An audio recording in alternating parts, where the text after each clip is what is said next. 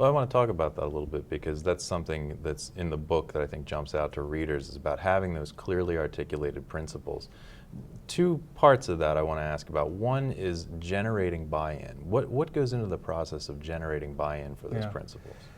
Well, if you can think about it two different ways. One, as has been my experience, if you've got a startup, there's a process for generating buy-in that's a little bit different. In the case of a startup, at least it was our practice, to engage the entire organization in the creation of the operating principles right from the get-go. What kind of company do we want to be? What kind of behaviors do we want to reward? What kind of behaviors do we want to avoid? And how are we going to think about our people sharing information, our customers, et cetera, et cetera, et cetera. You develop a set of operating principles that everybody's had a hand in developing, it's almost instant buy-in. On the other hand, if in an existing corporation, it's a little bit more difficult. And oftentimes, it's the leader's personality that either reinforces or creates a set of principles that he or she is looking for in terms of running the organization.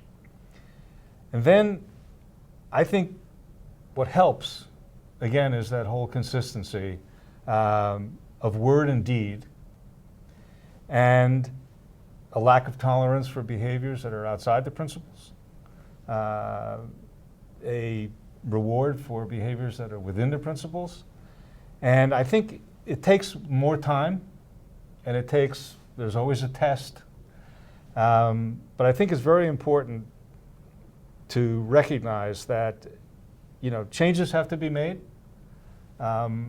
but they have to be made against a set of principles that everybody's agreed upon. This is the way we operate. And so what we're looking for is adjustments to changing circumstances, using the principles as a foundation, but not radicalizing the business just because some things have changed. Well, that's what I was curious about, because a period of growth is a time where that can be a temptation to leave those principles. How do you maintain them when it's for a good reason because the business is growing? Right.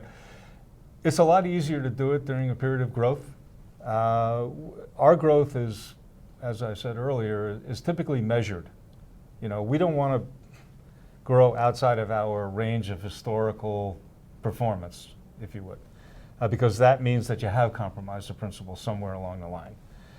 During a business contraction, it's a little bit more difficult because under stress, people tend to go to their backup style.